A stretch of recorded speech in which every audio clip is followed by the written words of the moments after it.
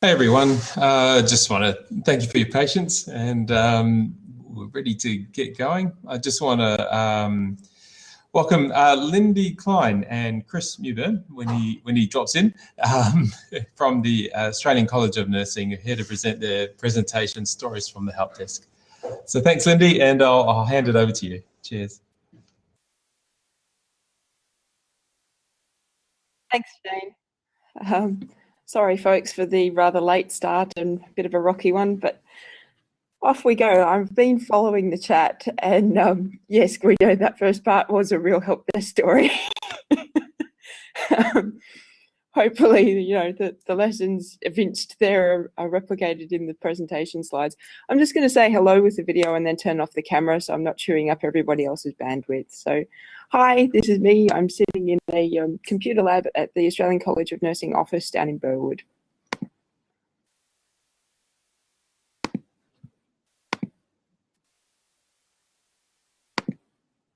Okay. So let's get this show on the road. I'm not sure where Chris is, but I'm hoping he'll drop in as we get going. Most of you know me from working with Pukunui. I look at the name in this list and go, oh, wow, I haven't seen some of you for ages, but I know the names, I know the faces, and it's really great to see you here. Thank you for coming along. I miss Pukunui, Shane. Chris is our systems administrator based down in Canberra. So ACN has two offices. We have about 2,500 students on our Moodle sites at any given time who are active. At the moment, we've got about 5,000 accounts on there, which gives you a bit of insight into how we maintain our Moodle system as well.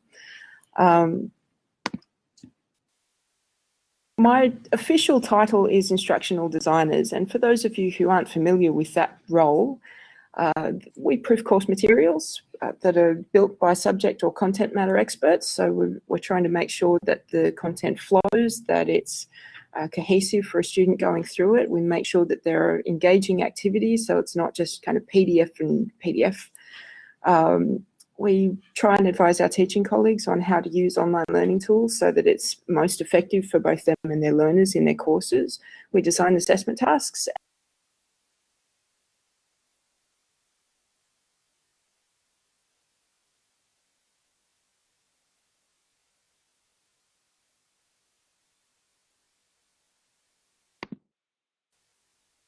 I don't know why content just dropped out there for a minute. So we advise on how to design assessments as well as how to run them. So it works best for students and staff. System administrators are a completely different role again. Chris implements all kinds of systems around ACN, and Moodle is only one of them. When Chris first started, he'd never seen a Moodle site before. He was put straight into a help desk role. He started about 4 months before I joined ACN, so I'll leave you to kind of consider just how challenging that is. If you think back to your first days with using Moodle and then being asked to provide support for an entire college of students and staff, that's pretty challenging.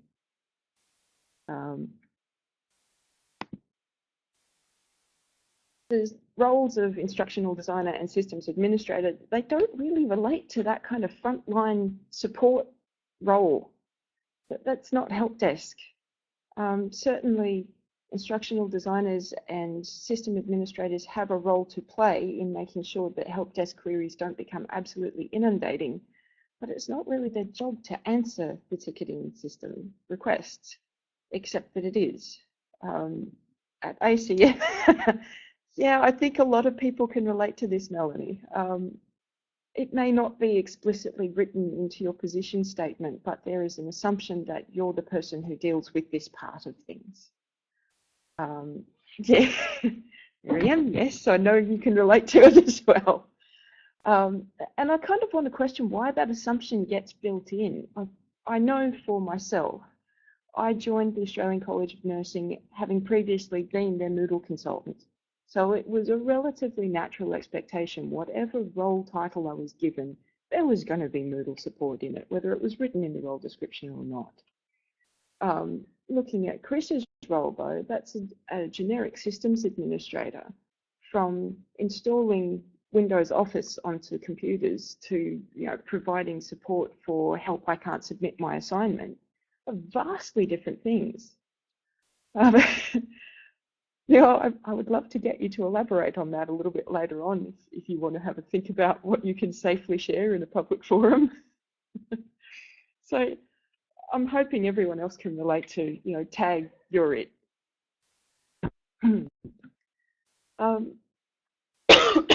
Pardon me. As a consultant, I remember saying to people, Moodle should be intuitive. Moodle should be relatively straightforward, especially for a student to get through. There shouldn't be that many traps in a Moodle site for a student from logging in to finding their course to doing their assessments. And that was based on my experience of Moodle as a student. I found it fairly straightforward. This is where your instructional designers really play a huge role. This is where your educator's understanding of Moodle is really absolutely invaluable. Because if what you're building becomes convoluted, then suddenly you're building in problems for your students, and you may not even until 6 months down the track when your students are either attempting those assessments or trying to get to those resources and not being able to do what they expect. So in our experience, yes, Moodle does need support, but it's going to vary depending on how you're using Moodle. There's no cut and dried answer to it. So for our student cohort, many of them are nurses. Many of them don't have a lot of tech skills. I won't say all of them, but many of them find getting online a bit challenging. So for the rest of this session, we're looking at how we provide effective support. We acknowledge that it might not be written into your role, but if you're it, how are you going to do that? The first part is defining support. So knowing what you are responsible for supporting and what you're not. If you're trying to provide support to every possible situation, you're going to burn out, especially if you're the only one doing it. Timely support is making sure those queries are funneled through as efficiently as possible so that the right person is getting it to give the quickest and most accurate answer. I can't stress enough the importance of not promising timeframes if you're not the one doing the work. I have had colleagues promise that an issue could be fixed within a day, within a week, without really understanding that the root cause of that issue is quite big and is going to take a lot longer than an hour.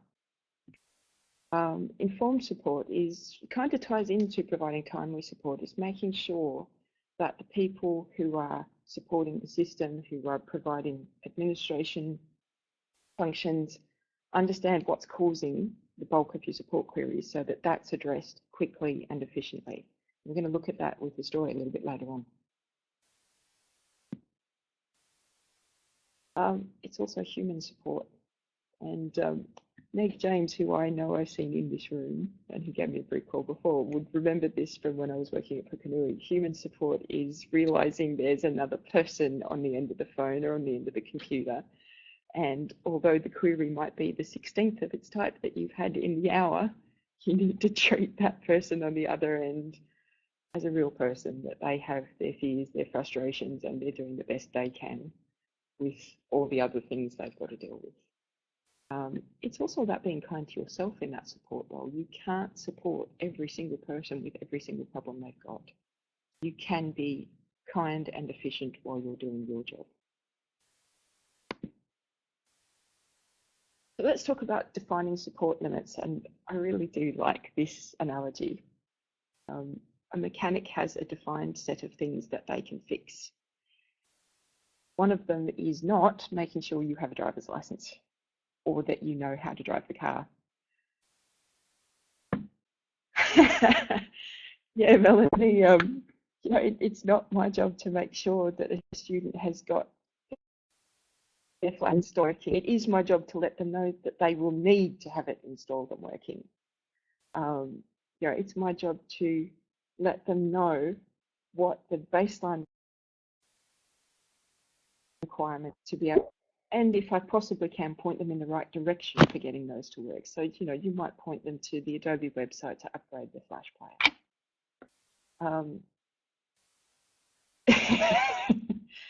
Yes, I'm really wishing Chris was here because this was an interesting conversation we had when we first started off, Melanie.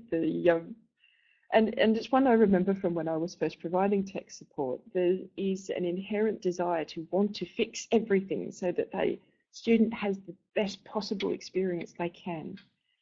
For those of you who are working with the tech support who's trying to do everything, perhaps the most helpful suggestion I can give you is remind them their time is finite.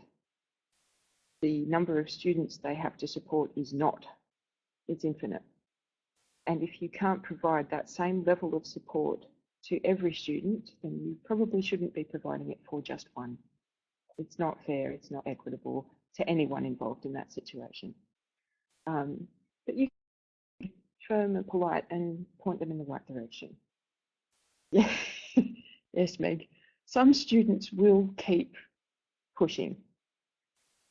We'll get to that a little bit later on.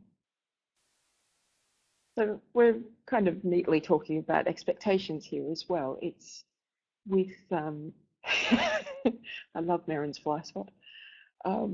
With setting expectations, it's about making sure before the student even gets into your course, they know what they need to be able to get the most out of it. At ACN, our course guidebooks have in front of them the minimum system requirements that the student's going to need to be able to work on an online course. We still find plenty of students call up and they don't meet those minimum system requirements, and we've got two choices. We can try and work around and provide what they need to work on a system that doesn't meet minimum requirements, or we can say to them, well, I'm really sorry about that, but you need to meet the minimum system requirements. This kind of poses some challenges. Some students we have provided workarounds even when they don't meet minimum system requirements, because it might be that they've only figured that out and they're now 2 weeks from the end of the course. That's too late for them to pull out. You know, sometimes our minimum system requirements aren't abundantly clear in the course until you run into a brick wall. I would, pardon me. I would really encourage any Moodle admin or tech support to go and look at the release notes for the version of Moodle that you're working on. And if you don't know what version of Moodle you're working on, you need to go and get that sorted. I'm looking at people in this room. I would assume not only do you know what version of Moodle you're on, you know exactly when you're going to upgrade to the next one and you can't wait. But providing effective support also requires defining your roles really accurately. And this was a bit tricky for us when we first started with this at ACN. ACN started with Moodle 1.9 about 4 years ago now, and people providing support for it were the people who were advocating using Moodle. So often Moodle starts from that kind of homegrown grassroots area. One of the main people providing support was an instructional designer. They were really keen to get online learning working effectively at ACN, so they helped set up the hosting of Moodle with the third-party provider, and then they did everything they could to try and make it work as smoothly as possible. They burnt out. They're no longer with ACN.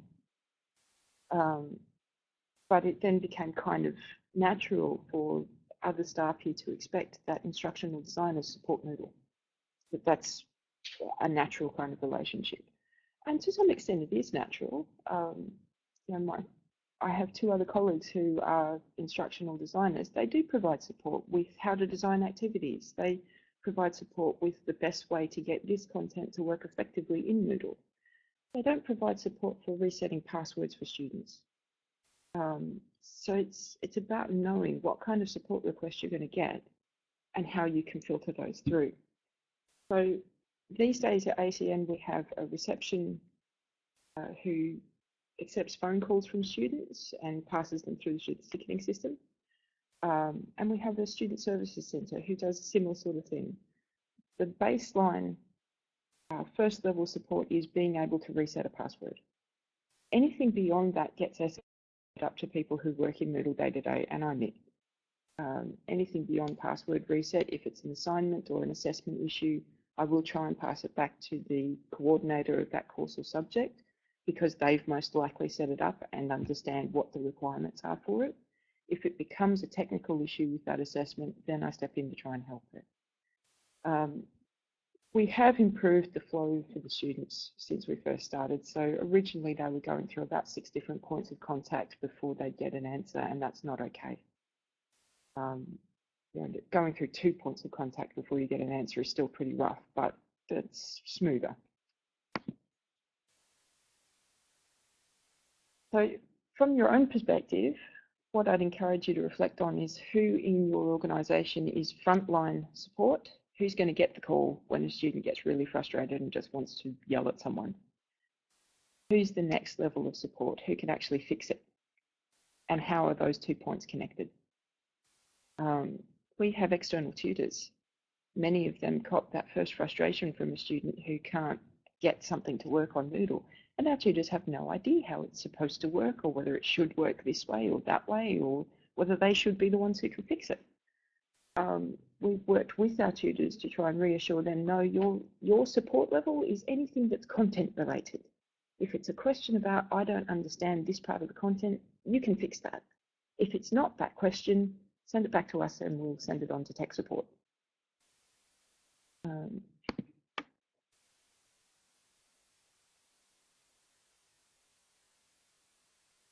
So I've kind of talked through a lot of what's on that slide already. We had, and we still do have, a peak of support calls at the start of teaching periods. That's when students are likely to be receiving their logon details. And this is where looking at systems and how they work together is really important. I don't know how many of you use this kind of user management method. I use that term very loosely. At ACN, we enroll our users and create the user accounts with the CSV upload. We don't have a way to connect what is our loose student management system with Moodle, apart from that manual file upload.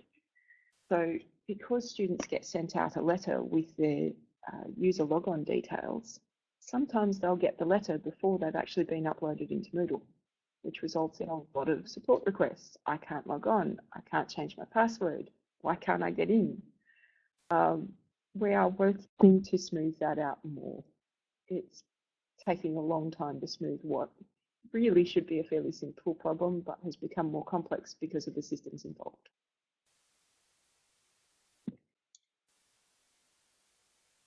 So these days we have a 1-800 number as well as the email address. The email address is piped to our ticketing system. And I noticed Merrin Bennett's in this room. About 12 months ago, Merrin saw me at Moodle Moot last year and noticed I was looking a little frazzled. So thank you very much, Merrin, for really lighting a fire under me for getting a ticketing system involved and providing support. To those of you who are still providing support with, this is our email address, send us an email, please get a ticketing system. You will not believe the difference. It blows me away. It's really worth it.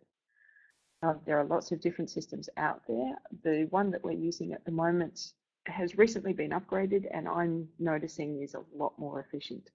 For those of you who want to know that detail, I will put it in chat later on. I'm confirming the name of the system we're using with the department later on today because it's not actually showing up in the support system, which is also kind of cool.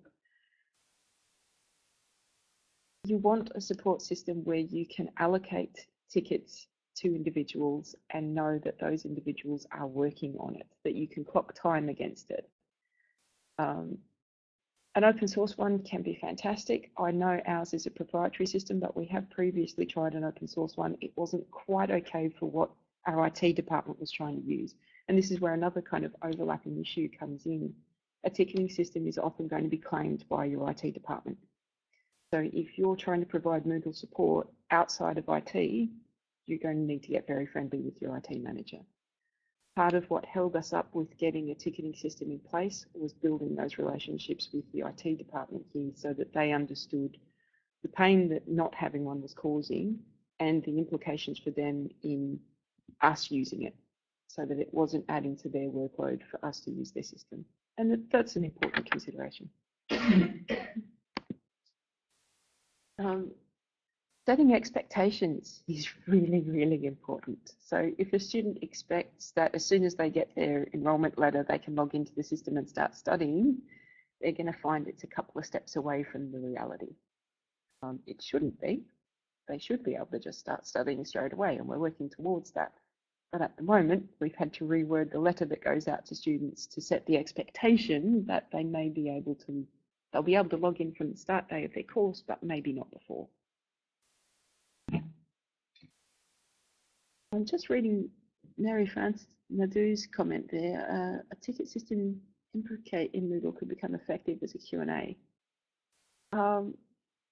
We did try and use Moodle as a ticketing system very, very briefly, but it was causing more confusion because students were expecting to study there, and when they tried to direct message an admin, it just wasn't working. I think in part that was the way we implemented it, but certainly you could try using Moodle itself as a ticketing system. I love that people are sharing what systems they use here. That's fantastic. Thank you. One last point here, and I know I'm kind of hammering it a bit. Don't promise what you personally can't deliver. Know the people on your support team, understand what background they've got, understand what their position statement is. When I first started with ACN, I didn't realise that Chris's position statement wasn't actually Helpdesk. I thought that's what his role was. Likewise, Chris and a colleague who was also working Helpdesk at the time didn't realise that my position statement had nothing in it about providing Helpdesk support. So we were getting cranky with each other because we expected, this is your role, how come you're not doing it? Only to realise that it wasn't actually anyone's role. And then we got along a lot better. Okay, if it's not anyone's role and we're all suffering from it, let's try and make it as easy as we can.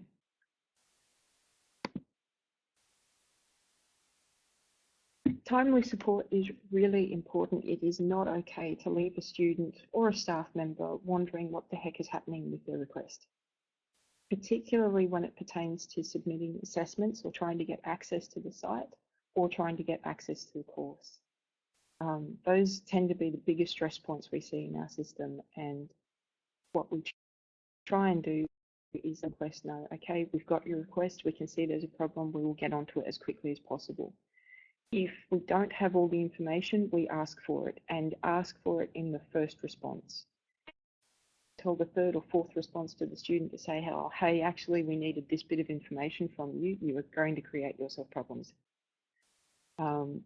With that in mind, we created checklists for reception staff. And in fact, a couple of our reception staff were active and started creating checks themselves, and then double checked those with people working on the support desk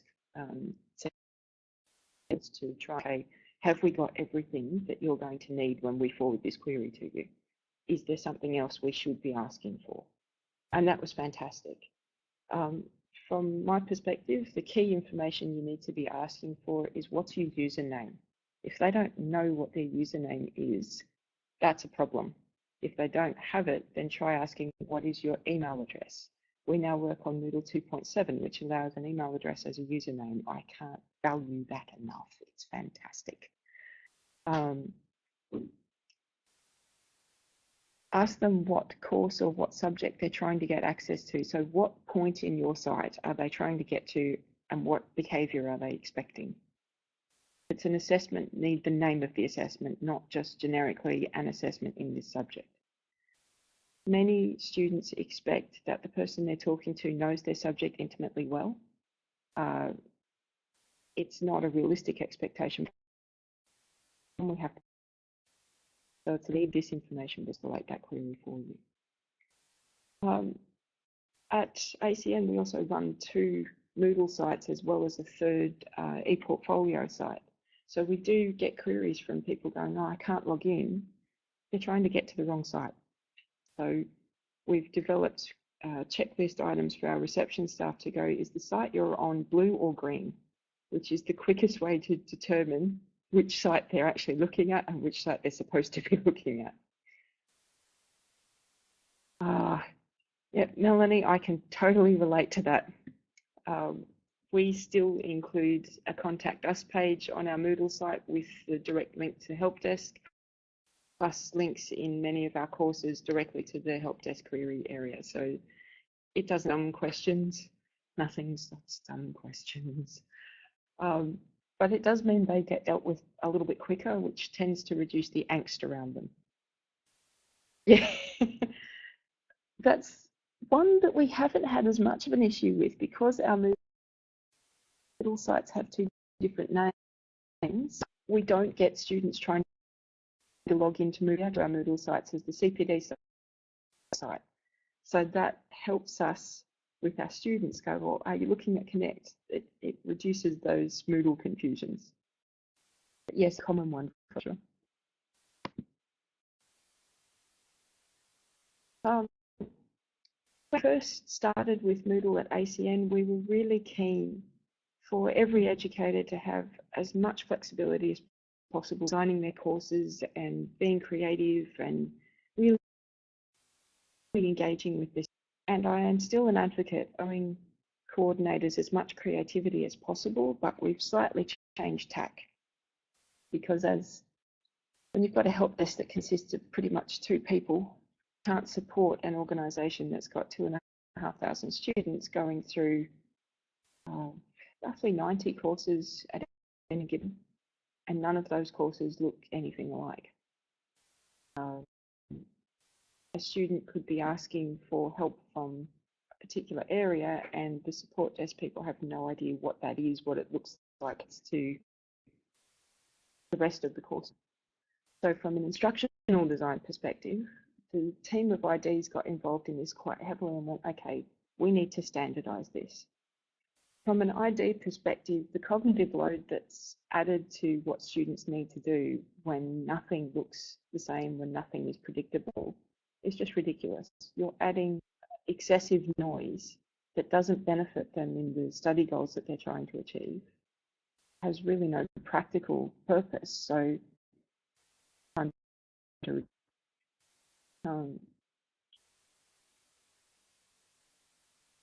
Melanie, that sounds painful. So we started coordinators to standardise their course shell offerings in Moodle. We're now moving into, okay, here is a standardised layout. We've trialled it for 1 semester. We're going to trial it with a greater range of courses in the coming semester and make sure that it's effectively on mobile devices, that it helps students find what they need when they need it, and that we have more effective support with it. So that's taken a long time to get to, but it's really making a difference. ID as IT. So IT is information technology, ID is instructional design. We don't want the support stuff to drive the educational design because that would overlook the learning objectives and getting to those with effective pedagogical practices. But we do want to make sure that the pedagogy we're using is effective both for the students and for those trying to provide supports to the students. Marion, that's a really good question. We're standardising the layout. We've got a single point for a welcome message. We often use the news forum now for the first post that an educator makes is on the news forum, welcoming students in, telling them what the first things they need to do are. Every graduate certificate subject has a student information and assessment book. That book is laid out in a set way. It's also available from a set area within the course. Assessments are bunched into one topic section. Themes and related formative activities into individual sections. I could do a whole presentation in course layouts, but that's kind of the top point. We're also ensuring that the support documentation provided to students is standardised. We have quite a few educators who are very keen to provide support to their students and write their own support documentation. That creates confusion because it's often residing within one course or maybe the courses that that educator is involved in, but it doesn't get shared out to the rest of the site. Sometimes it's inaccurate. I'm fortunate in that I've only found that a couple of times across the site. It can be inconsistent with, because Moodle you can do things in multiple ways depending on what you're trying to achieve. it can be inconsistent with the generic help support that we're providing to students. So you're getting conflict there in the advice that's being given. That we're definitely trying to standardise.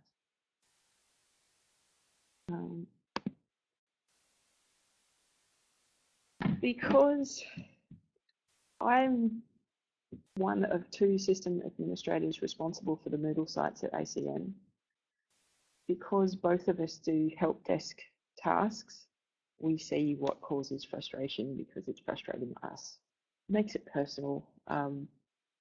I can appreciate why most system administrators don't want to work frontline help desk, but I think it's a really great idea, at least on a regular basis. If you're not time, then at least dip your hand in there frequently enough to make sure you're still in touch with what's going on at the coalface. When I first started with ACN January 2014, one of the biggest issues we saw coming through was password resets. And it was ridiculous, the number of them that we were receiving. Part of it was because 2.5 had the double email password reset and students were missing the second email. Part of it was our usernames were really high number.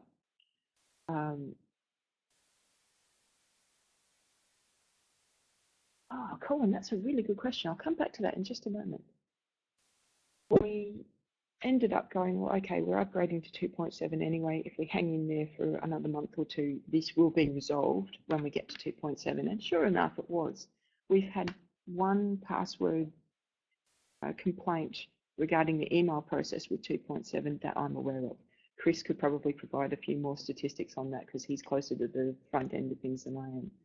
We still get password reset questions, but that is now to do with our sending out of the letter and sending them login details before the account's actually created. So we're now trying to fix that issue. So coming back to Colin's question, when you get a complaint about an aspect of the system that can be changed, how many complaints do you think are enough to make the change? Yes, Melanie, it means it will change, and it will change for the better.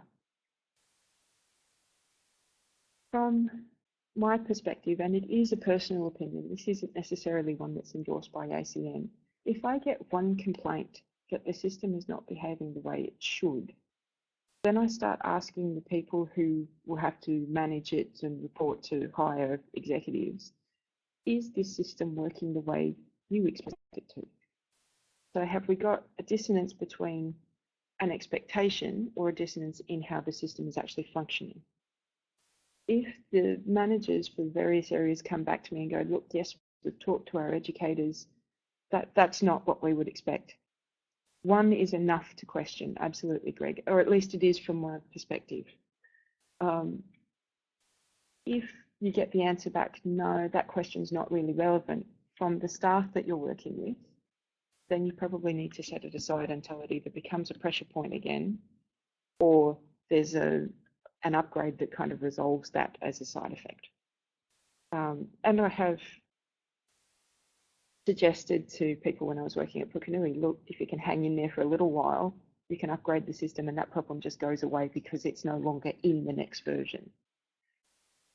I have access to every ticket on our system, so I don't hear the password resets as much because you tend to get a little bit blasé about ones that come a lot. It does help to be able to see them, but I'm admitting there, when you get blasé about it, it can be a bit of a pain in the neck as well.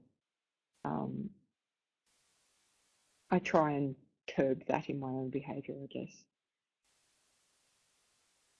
If you get an answer back from your executives or your managers that doesn't quite fit with what you were expecting, I'm trying to think of a really good example of this. A student expecting that they can upload a file that is in a format other than Word. Our site requirements are quite specific. They must upload their assignments in Word. So we get a request going, oh, but can I put it in as a PDF? Then it's time to question, why do we have this as Word? Would our systems work equally well if it was a PDF? Okay, so now we can support multiple file formats. We've now got 2 that we're happy to accept. And we get another student going, oh, can I upload it in I'm trying to think of the name of this format. It came up as a .txt, but it wasn't actually a native text format. The file that we got was completely garbled, and it's like, okay, I've never even heard of the software you use to create that file. At least 10 years out of date. Probably shouldn't be supporting that. And yet we had educators coming back going, no, we need to support every format. Hang on, that doesn't work. So it's about Lindy having that conversation. Yeah. Chris, hi. Hello. Yeah. Just had a few problems earlier. Was that the rich text format that went out of date, early 90s that you had problems with? Yes. I can't even remember the name of the software. So everyone, welcome to Chris Mewburn. Hello. Sorry for being late. It was used by earlier versions of Word, and in I forget which version it was, but one of the releases, Microsoft released a really stripped back version of Word that basically couldn't do anything but save documents as an RTF or a .text file, but it was a rich text format, and problems for everyone. Again, that was a computer compatibility issue there. So sometimes we just can't stretch that far to support every possible configuration that's going to be there. Trish, I really like your comment that what makes one person happy often frustrates others. We had a request for tutors to be able to not post on the news forum, because that should be the coordinator's space where they can posting things that are important for their students. So I dutifully changed permissions so that the tutor couldn't post on the news forum, and within 10 minutes I had a support request for how come tutors can't post on the news forum. That was an interesting conversation with colleagues. Absolutely, Melanie, and sometimes it's really worth investigating those kind of 5-minute changes that are going to make your life as a support person so much easier. It might not be a high priority in terms of workflow for anywhere else, but if it makes supporting the whole system easier, take the 5 minutes. Okay, so moving on. We kind of have unpacked this with some real stories, so we're going to get going. Oh, thank you, Colin. Human support. Oh, customer relations. Chris, you've really stepped in at a good time. I think this kind of leads nicely on from what we're talking about, but addressing fears in a reassuring manner. Sometimes you're not going to realise all the fears that are at play for your student or the staff member that you're providing support for. Never underestimate the fear of embarrassment. One of the first things I say to people is, don't worry about it, it's probably our system. I may know as soon as I hear the query that it's definitely not our system. I will still say, don't worry about it, it's probably our system and we can work on that. People need to be confident that they have tried what they could and they can build their skills and still get it to work. So it's about trying to kind of guide them into that space where it's not scary and they can try, and it doesn't matter if it doesn't work the first time or the second time or even the 14th time, as long as you keep having a go at it. Stick to policies, know your policy. Anyone who is answering a query should know the policies regarding the use of your online learning system. It's that simple. If they don't know the policy, they should be able to say, I will pass you to someone who can help you. Right. Our frontline people, reception staff, student services, know not to promise anything to a student apart from, we will help you as much as we can. I will get you someone who can understand this. I will get you someone who can provide more information on this. They know not to promise that it will be fixed, just that we will try. Escalate quickly. I don't think I need to say as quickly as you can to the right person, and accept that some people are never going to be satisfied. Chris has had more to do with the raw end of things on this. I very rarely get direct student calls, in part because my role at the college is not that frontline support. So I will address through email wherever I need to, but we have encouraged our educators to take that kind of frontline support with their students, because they're at the best point to build a relationship with the student. They're at the best point to know what the fears are for that particular student in that particular context. As a support desk person, I'm not going to know that this student has just been told they're going to work night shift for the next 2 weeks and their dad's sick. I'm just not going to have that background, but the coordinator or the tutor should have it. So I provide the tech support to them and they provide the support to the student. Chris, do you want to take that last point? Because I think you've definitely been the one more affected by that. Yeah, so with the last point there, most times when I actually have to talk to a student, because again, I'm more there as a administrative sort of support there for, you know, password resets for the Moodle system. But if I have to speak to someone, it's usually because they've been unruly with either our receptionist, or they've called a couple of times. They've called a nurse educator and they haven't been able to, I guess, calm the student down. And so by the time I get to speak to them, there's already a problem that the student doesn't feel listened to. So you do have to try and work with that, and you do have to I would say again, trying to allay those fears. And I guess the best way I find that is to just speak calmly, speak very authoritatively. So, you know, don't deviate from the policy as above. But then occasionally you'll get a student who will start to use abusive or threatening language or phrases. I have had people threaten that they will call up and yell at our CEO if I don't resolve their problem straight away.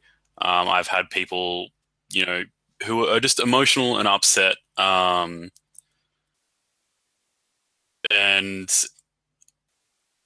I guess sometimes you got to look at it. It's not their fault. I guess sometimes you just got to.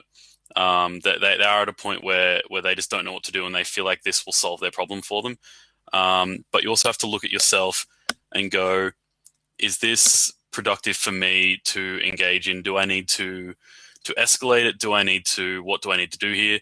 A lot of the times, while they're on the phone, I'll actually either put them on hold and give Lindy a call, or try and get it resolved then and there, simply because for me, it's easy to get it done and resolve straight away. Like for me and my well-being, it's easy to just get it resolved. But then again, I'll mark it and I'll let Lindy know. I'll put it up the chain.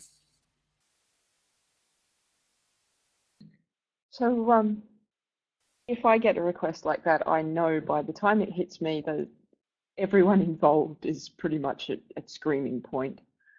So it's really important to kind of take a deep breath before you try and help them, and make sure that you're not reacting, that you're providing support. And I think on the whole we manage that pretty well. Not everyone walks away happy. 9 times out of 10 they do. Most of the time we can make the situation better. We can't. Colin's just asked, can we have an option to screen share? I really wish that we had that option. We don't have the option to screen share, but a couple of times when I've been dealing with a student who's trying to do something with a Macintosh computer, especially if it's a little bit older, I've used our TeamViewer client to actually just remote into their computer with their permission and just resolve the issue myself, because it's easy when I get in there and I'm looking around, and it's not an operating system that I'm extremely familiar with. But you know, you can just go in there, you can resolve the problem, you can sort it out for them, and then it saves both of you hours of your time. Yeah. I like Miranda's comment there too. The most complicated ones are where the problem is linked to a plugin that actually belongs to another company. And you've given Turnitin as an example. That's actually a current pain point for us. We've got queries from tutors, coordinators, and students about Turnitin. We've got our Turnitin service provider not really providing the answers we need. It's messy and sticky and nobody's happy with it at the moment, but what we've kind of had to say is, look, we're doing the best we can. Thank you for your feedback. We'll keep passing it back to our service provider, and we'll let you know as soon as we've got a positive thing to pass on, or as soon as the situation has changed.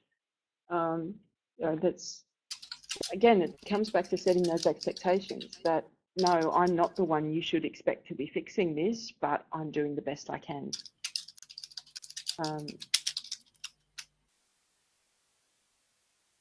Trish, it should.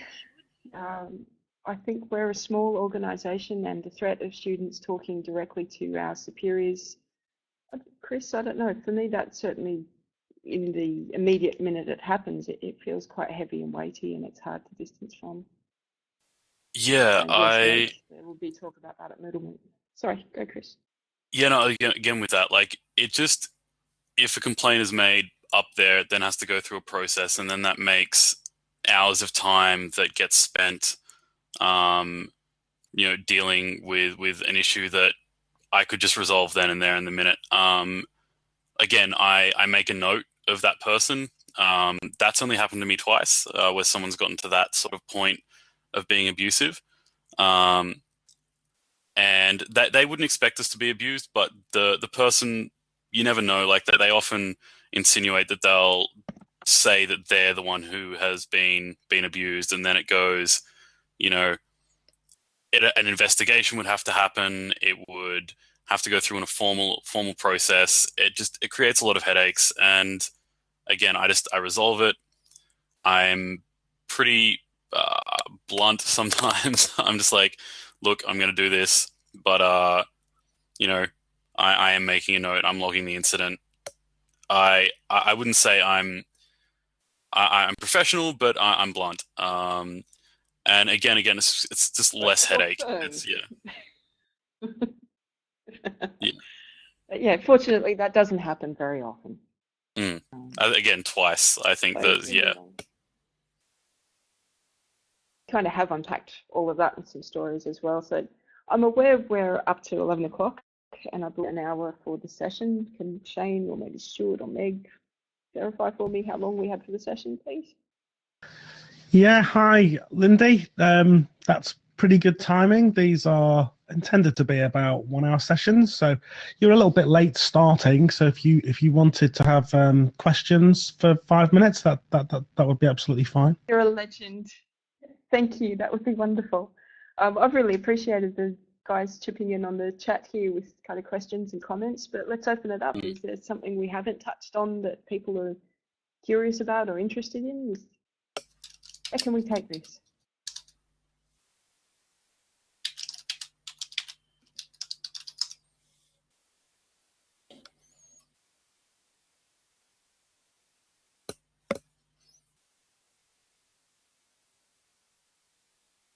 Stunning silence. Do you have microphones?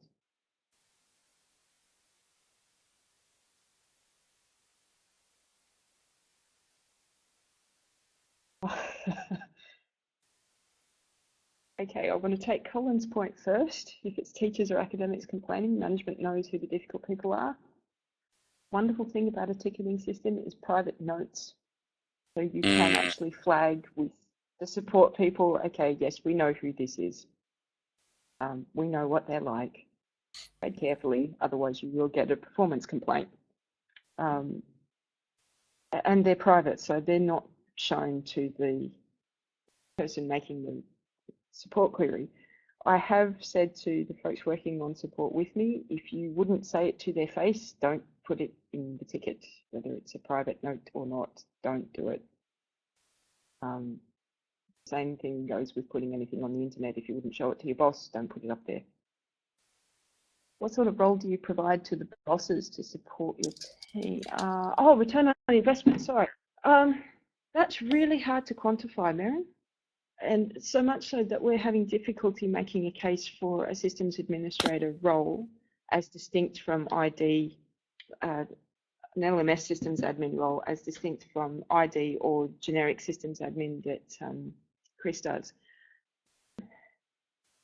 The fact that we cut queries around password support down from kind of, 80 or 90 within one day, or double check my figures, Chris, within February starting period last year, we would have had about 90 a day at one point, wouldn't we?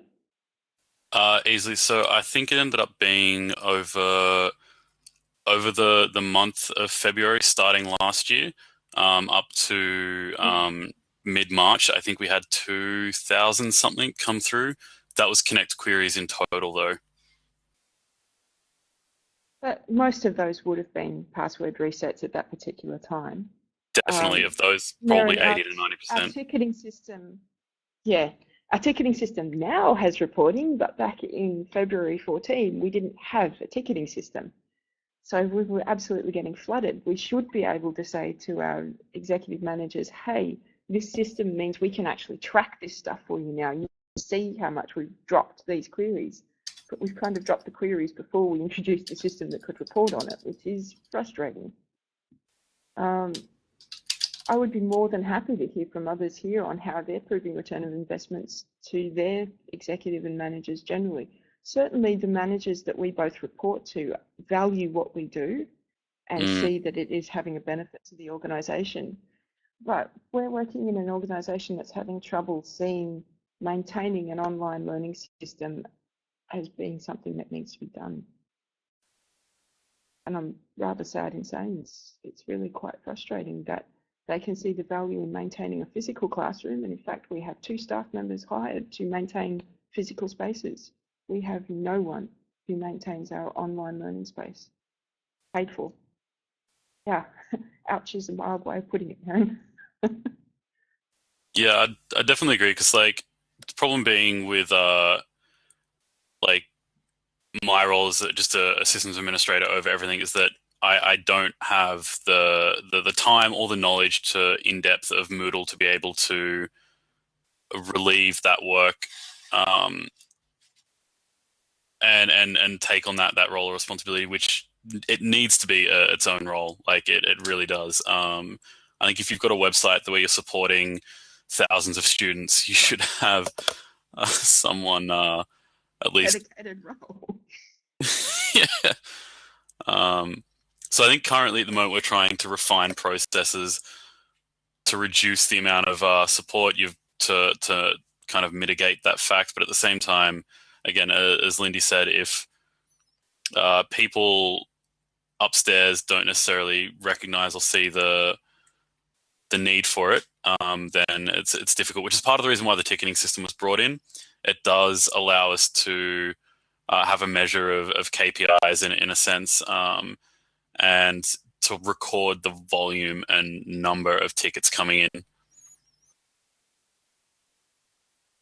So I guess that's the biggest way that we try and demonstrate return on investment, is have a system that can provide the reports on it.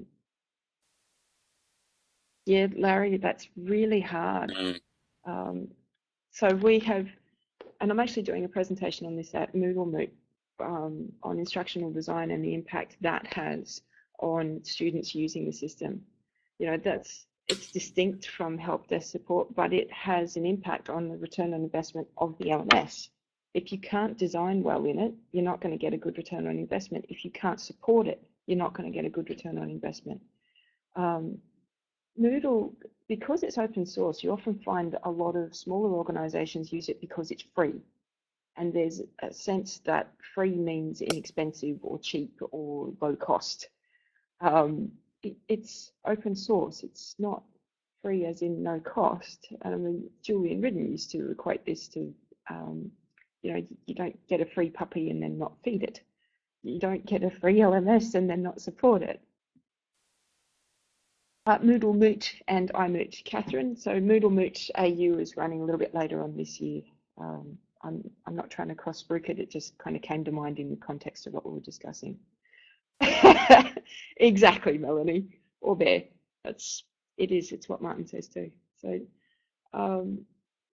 we work in an organisation that's both membership-based and education-based. That's very focused on providing advice and policies to the government and public sector on how health should be done within Australia, and leadership is one of our primary focal points. The education side of things there is still being developed or being integrated into that kind of organisational vision. So until we can make the case for how this system needs to work so that everyone benefits from it, we're not going to get a lot more in terms of support. And that's just having that conversation with our executives and getting them to understand what the benefit is for them. I say it's just doing that. It's a long process. Yeah. You still have to clean up after it, then it can make a lot of messes. Can I just jump in there, Lindy, and say thank you.